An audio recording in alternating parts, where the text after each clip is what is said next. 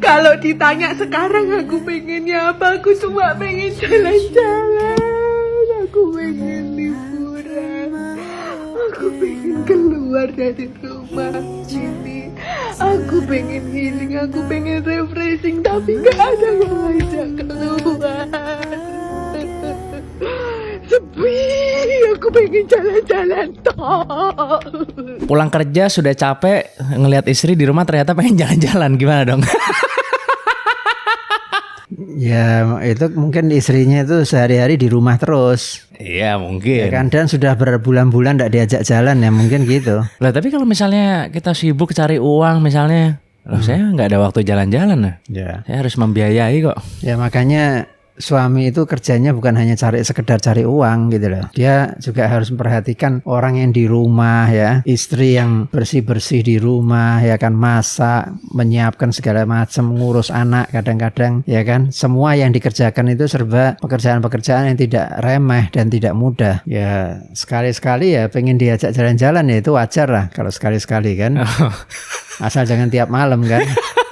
Nah ya, sekali-sekali juga gitu. Ayah juga selalu dari dulu ayah, seminggu paling sedikit sekali keluar bareng sama mama. Dan anak-anak meskipun masih kecil-kecil ditinggal di rumah. Yang susah dulu kan nilapkan anak-anak ini. Kamu juga dulu waktu kamu masih kecil, ya kan? Jadi gimana caranya? Oh diajak keluar dulu sama pembantu, ke pinggir gitu, terus kita jalan keluar pergi. Oh. Supaya bisa pergi berdua aja gitu loh. Nyelinap. Menyelinap. Kadang-kadang diajak juga anak-anak, tapi seringkali tidak ngajak anak-anak itu tujuannya supaya terbangun komunikasi yang baik. Jadi cuma berdua aja. Dan kebiasaan itu sampai sekarang kita kerjakan terus. Kalau ada waktu jalan bersama berdua, meskipun tidak sering-sering, seminggu sekali lah. Tetap ada waktu yang disisihkan gitu ya. Iya. Tapi kan waktu itu tidak bawa anak itu tujuannya supaya enggak nanti sibuk ngurusi anak, kan anak-anak masih kecil-kecil waktu itu kan. Iya. Jadi nggak ada komunikasi akhirnya gitu ya. Nggak ada komunikasi, nggak ada keakraban. Karena fokus kepada anak terus gitu maksudnya. Iya. Tapi nanti apa? Yang nonton bilang ini apa? Ya bapak enak ada pembantu katanya. Loh kalau nggak ada ya dibawa aja, tapi bagaimana caranya diakali supaya bisa dibawa ke tempat-tempat yang ada permainan anak-anak, kemudian anak-anak dilepaskan di situ. Pokoknya harus ada waktu bersama. Kalau tidak bisa keluar rumah ya udah di teras aja lah. Kalau tidak punya teras ya berdiri di pinggir jalan. Iya. Jadi apa? Kan sekarang juga di mall-mall kan banyak apa playground untuk anak tuh mulai banyak sekarang. Iya. Mungkin bisa jadi sarana juga ya untuk penitipan anak juga mungkin. Dan ini tidak harus mengeluarkan biaya besar. Kadang-kadang ayah jalan berdua itu hanya window shopping aja, cuma lihat-lihat gitu kan. Terus nanti diakhiri dengan makan siang bersama berdua.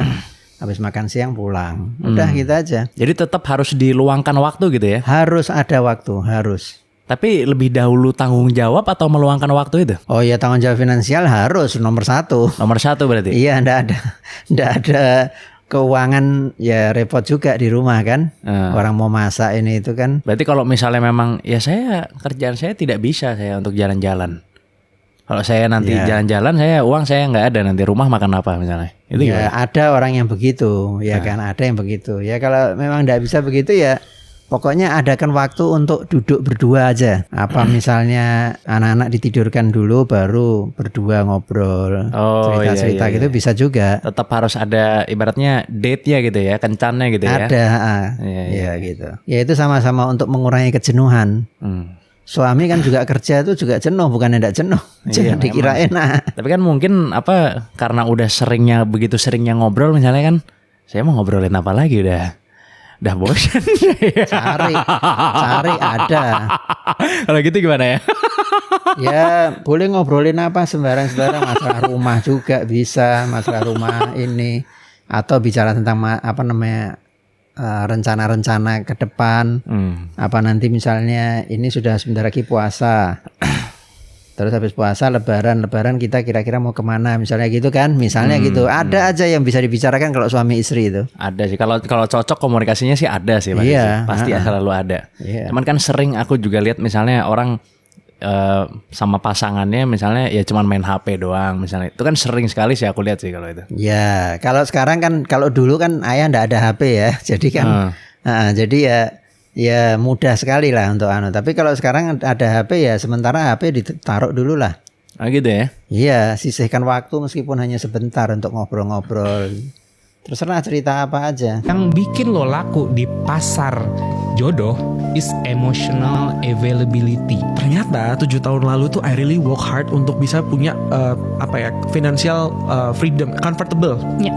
Nah, ketika itu punya semuanya, misalnya I'm not saying ini bilioner ya, enggak, cuma maksudnya udah di settle lah gitu. Oke, comfortable, enggak jaminan loh ternyata. Nggak laku duitnya ya? Nggak laku. Jadi kayak ini gue udah kerja keras, gue udah punya semuanya ini segala macam. Kok lu masih nggak mau sih gitu? Ternyata ada yang namanya kita punya kebutuhan lain. Yes, duit tuh nggak laku bro. Serius. Aku juga dulu kerja supaya dapat uang. Terus uangnya udah banyak, kok gue tetap nggak laku? Kayak masih nggak laku. Lo nggak bisa ngeling money and relationship. Betul. And lo nggak bisa ngeling. Kalau lo mau ngelingin money and relationship, lo hire PA aja. It's transactional. And it's transactional. Yeah, betul. Duit lo nggak laku. Yang bikin lo laku di pasar jodoh is emotional availability And connection. and connection. Gimana cowok bisa create space, emotional space ke cewek, ke calon pasangan gitu. Makin lo bisa create emotional space, itu chance lo makin gede. Loh, ternyata duit tidak bisa membeli cinta ya? Ya kalau dibilang memberi cinta ya enggak bisa pasti. Nggak bisa ya? Karena cinta itu kan datangnya dari hati. Dan itu kan yang dibicarakan ini ya memang diskusinya ini kurang pas. Karena kenapa kurang pas? Karena menyandingkan antara uang dengan cinta. Nggak bisa pasti. Tapi banyak orang yang berpikiran, wah saya kalau banyak uang, saya wanita seperti apapun saya pasti bisa dapatkan. Banyak orang begitu. Ya, itu kalau wanita Tapi biasanya orang yang begitu nggak punya uang biasanya. Enggak, itu kalau wanita yang jual diri. Ya kan, kalau wanita yang baik ya dia tetap memperhatikan masalah uang ya kan, tapi bukan utama. Ya orang untuk menyambung relationship ya memang itu kan dari hati memang hubungan tuh. Tapi banyak yang belum paham, makanya konten ini relate karena mungkin ayah nggak tahu ya kalau orang di luar sana seperti apa gitu. Banyak orang yang memandang, oh ya saya kalau asal punya duit kalau ini pasti punya pasangan. Betul, memang dari dulu juga ada orang-orang yang seperti itu, tapi cara berpikirnya akhirnya dia kejebak sendiri gitu kan. Ketika dia punya uang ternyata enggak juga sih gitu loh. Sayangnya untuk sadar tuh harus punya uang dulu sayangnya. Itu sulit jadi ya. Kalau orang yang punya pikiran seperti itu dan tidak mau menerima pandangan orang lain, kalau dia misalnya mau berpikir secara logis, ya namanya cinta itu kan munculnya kan dari hati ke hati. Bukan dari uang ke hati, bukan. Tapi banyak yang bilang, ya hati ke hati kalau nggak ada uang ya. Nah, ya kan, jadi, ya itu kan berpikir ekstrim. Dari hati ke hati tapi tidak ada uang ya. Memang betul kalau tidak ada uang sama sekali tidak bisa gitu loh. Tapi uang itu bukan merupakan senjata untuk membeli cinta gitu loh. Karena orang itu tertarik sama orang kan urusan hati itu, perasaan aja kan. Saya suka sama dia. Kenapa? Kalau diajak ngomong enak, misalnya gitu kan. Orangnya rapi dan seterusnya gitulah. Cinta itu bukan soal uang berarti ya. Yeah. Ya soal koneksi. Aku setuju sih. Itu soal koneksi juga mungkin ya kan. Iya. Yeah. Bagaimana kita bersikap dan ya kecocokan satu sama lain gitu kan. Iya. Yeah. Memang uang memudahkan sih tapi sih memang. Ya memudahkan uang itu memang. Uang diperlukan tetap ya kan. Tapi bukan alat yang vital yang penting gitu, bukan. Itu hanya untuk pelengkap aja gitu loh. Yeah. Ya kalau enggak ada uang juga enggak bisa apa-apa. Mau kawin juga enggak bisa kalau enggak ada uang. Iya makanya. Betul kalau dikatakan tidak menjamin bahwa punya uang banyak itu pasti mendapatkan cinta. Cinta yang mana dulu? Jadi memang tidak mesti bahwa orang punya uang banyak itu pasti bisa membeli cinta. Enggak. Tanpa uang juga kita sulit untuk mendapatkan orang yang kita kehendaki sesuai kehendak kita gitu loh. Kalau seadanya ya bisa. Kan ada juga orang yang saya enggak mikir masalah uang deh, yang penting saya cinta sama dia. Nah cinta kan kembalinya ke hati lagi. Walaupun kalau bener-bener nggak ada sama sekali ya nanti lama-lama ini juga pusing juga gitu ya. Oh iya, kalau enggak ada uang ya enggak bisa orang rumah tangga. Seorang suami harus punya pekerjaan. Sekecil apapun penghasilannya harus ada. Ya jadi ya begitu lucunya memang apa. Ketika kita nggak punya uang, kita mikirnya, wah ya pantas aja dia bisa dapat wanita cantik. Dia banyak uang, ya kan? Yeah. Ketika kita punya banyak uang, kita justru berpikir, saya jangan sampai dicintai karena uang saya. Yeah. Kebalikannya. Iya, iya, betul. Resmi, sekarang usia kendaraan dibatasi khusus di Jakarta. Sobi udah pada tahu belum? Mulai sekarang ada aturan baru nih soal kendaraan di Jakarta. Usia kendaraan di Jakarta resmi dibatasi. Maksudnya gimana? Kalau kendaraan lo udah lebih dari 10 tahun, siap-siap deh bakal kena aturan ini. Dilansir dari DPRD DKI Jakarta prof.go.id, anggota Komisi B DPRD DKI Jakarta, Taufik Zulkifli, beliau berharap kebijakan ini bisa ngurangin polusi udara yang makin parah. Soalnya kendaraan tua biasanya nyumbang emisi gas buang lebih banyak. Jadi aturan ini dibuat biar udara Jakarta lebih bersih, sehat, dan ramah lingkungan. Terus gimana nasib kendaraan lama? Tenang aja, belum dilarang total kok, tapi bakal ada regulasi lebih ketat aja. Gimana nih pendapat lo Sobi? Setuju nggak sama aturan ini? Atau malah bikin ribet? Gimana menurut Ayah? Apakah regulasi ini efektif kalau menurut Ayah? Tidak selalu efektif untuk mengurangi polusi, enggak. Yang efektif itu kalau bagaimana membiasakan warga untuk naik kendaraan umum. Sama satu lagi efektifnya apa? Untuk meningkatkan penjualan mobil di Jakarta. Loh, kok Tiap meningkatkan? 10 tahun harus ganti kan? Oh, dengan ini. Iya dong. Dengan peraturan ini ya. Padahal belum tentu kendaraan 10 tahun itu emisinya jelek, belum tentu. Tergantung kendaraan dari mana, buatan mana. Kendaraan buatan Cina sama buatan Eropa beda. Sama buatan Amerika juga beda gitu. Nah, Ayah punya kendaraan udah tua juga emisinya bagus dan tidak ada gangguan yang kok bisa kalau kita pelihara dengan baik ya enggak ada masalah gitu loh. Ya banyak mobil tua yang udah 40 tahun, 50 tahun masih dipakai karena ya orang ada. hobi ya kan. Ada orang yang hobi gitu. Itu bagaimana kalau sampai dilarang di Jakarta gitu maksudnya? Terpaksa masuk di garasi cuma untuk pemandangan aja. Atau untuk jalan-jalan sore. Dan 10 tahun itu waktu yang sangat singkat loh itu. Iya. Masa tiap 10 tahun kita harus beli mobil lagi gitu kan? Terlalu cepat ya 10 tahun itu. Mestinya 20 tahunan lah. Masih lebih mendingan lah ya kan. Waktunya masih cukup panjang gitu Iya. ya. Kok 10 tahun sih sebentar banget itu. Dan masalahnya orang beli mobil di Jakarta itu bukan apa ya. Orang mau naik kendaraan umum itu mesti pergi ke tempat-tempat ke halte dan sebagainya gitu kan. Nah nanti di halte itu sampai di sana kadang-kadang antri lama sekali. Jadi orang kalau ada urusan kerjaan-kerjaan yang mesti gerak cepat itu, dia mau ndak mau harus punya mobil. Kalau ndak dia susah, dia harus naik kendaraan umum yang seperti itu ya. Untuk mobilitas Kecuali orang mau naik taksi ya. Nah, kalau naik taksi kan taksi relatif mahal dibandingkan dengan biaya untuk ngurus kendaraan sendiri gitu. Kalau mobil itu kalau dipelihara dengan baik ya dia memang bisa tahan lama. 10 tahun mah masih muda banget sih. Iya. Sih mobil sih. Belasan udah mulai tua di atas 15 lah. Itu mobil dinas yang Ayah punya itu di samping mobil dinas pribadi kan yang baru itu kan baru kalau yang mobil dinas pribadi. Tapi ada mobil yang untuk operasional itu. Mobil operasional itu masih catnya masih bagus ya. Jalannya masih bagus, enak dibawa keluar kota enggak ada masalah apa-apa. Padahal umurnya? Ya sudah 15 tahunan lebih. Atau mungkin ada cara lain kali untuk ngetes emisi gas buangan gitu kan? Diwajibkan aja setiap tahun periksa. Kalau setiap mobil yang emisinya enggak lulus, uji emisi enggak lulus, itu tidak boleh. Sudah itu aja. Itu lebih mudah kan sebenarnya. Lebih mudah untuk semuanya. Untuk polisi juga dia bisa ngecek mana buktinya emisinya memenuhi syarat ya kan. Iya. Kalau perlu ditempel di mobil. Ya kan. Kemudian yang orang untuk pemilik mobil juga dia enggak perlu tergesa-gesa ganti mobil gitu loh. Iya, dan itu mungkin berat untuk sebagian orang itu setiap 10 tahun ganti mobil itu. Iya. Dan harga mobil yang di atas 10 tahun pasti langsung meluncur ke bawah itu pasti. Iya. Karena udah masuk enggak bisa dipakai lagi kan. Memang kalau mau bikin kebijakan publik itu harus dipikir masak-masak, jangan hanya sesuai selera masing-masing. Kalau anggota DPR, DPRD itu sesuai selera masing-masing ya dia bukan wakil rakyat namanya. Kalau wakil rakyat kan harus memperhatikan rakyatnya bagaimana. Rakyat saya ini ada macam-macam ini, ada yang begini, ada yang begitu.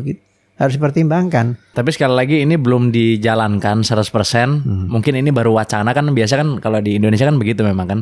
Dilempar dulu, nanti rakyat marah apa enggak? Iya. Kalau marah nggak jadi dijalanin.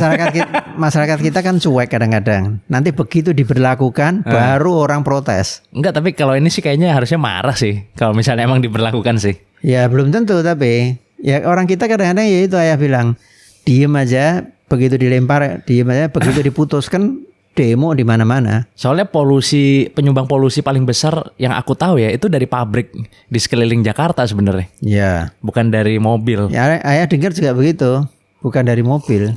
Wait a second, let me catch my breath.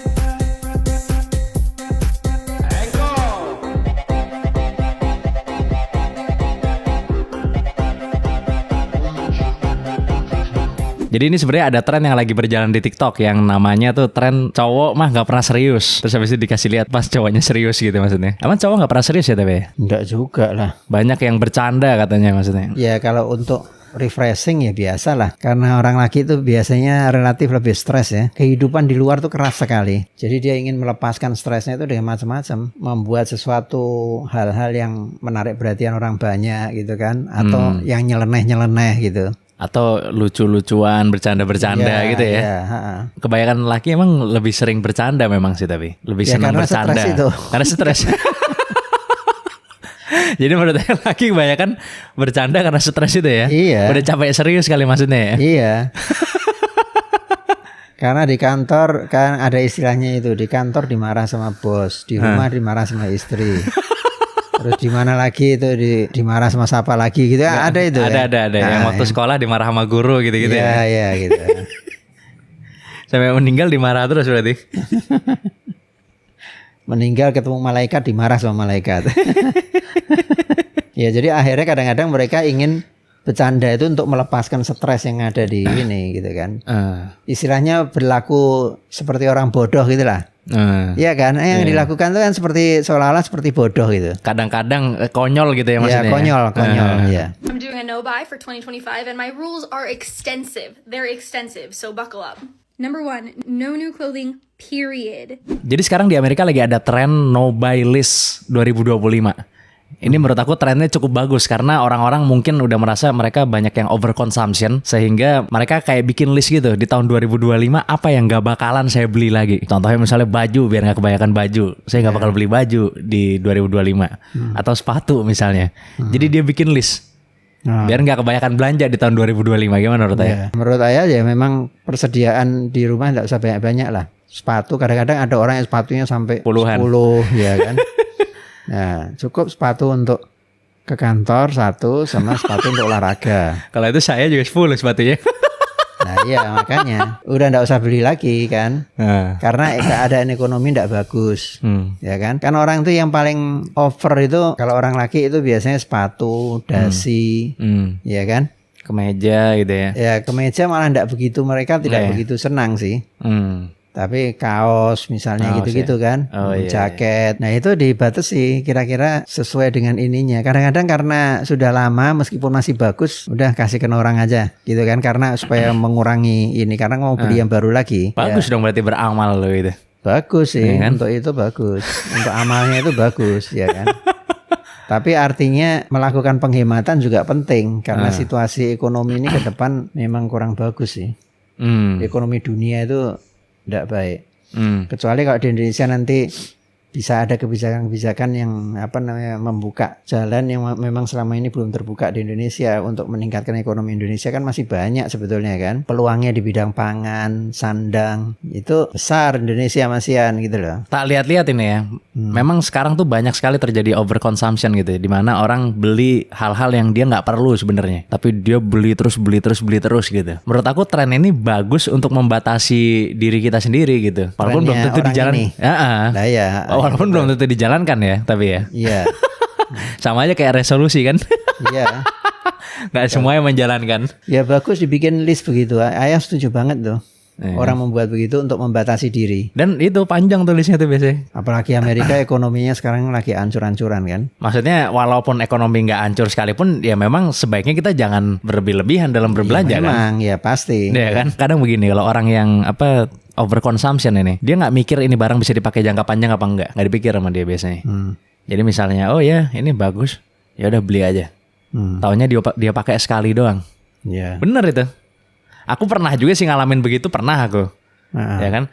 Tapi abis itu lama-lama tak pikir, ini kayaknya nggak bener kalau begini gitu. Jadi udah berhenti aja lebih baik gitu. Soalnya kan apalagi kalau baju itu ya banyak perusahaan yang bisa dibilang ini fast fashion gitu. Jadi dia produksinya terus menerus dan gonta-ganti terus. Tiap musim gonta-ganti terus. Oh ya nih koleksi baru. Jadi kita nggak berhenti belanja akhirnya. Kalau ayah sudah kebiasaan dari muda sekalipun juga selalu memperhitungkan kalau mau beli itu. Karena penghasilan juga tidak besar dan keinginan-keinginan lain ada yang lebih penting, ya sudah. Jadi namanya pakaian itu tidak perlu banyak-banyak lah. Bisa memprioritaskan lah ya, tahu prioritas lah.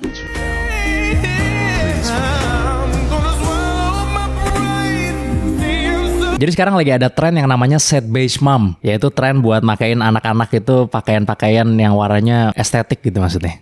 Jadi anak-anak zaman dulu yang pakai baju itu gambarnya misalnya Superman, Spiderman, Doraemon, sekarang udah tidak ada itu demi kepentingan estetika ibunya. Gimana menurut Ayah? Jadi yang dipakaikan sama anak-anak itu model-model yang seperti apa? Yang disukai sama ibunya gitu. Yang disukai sama ibunya.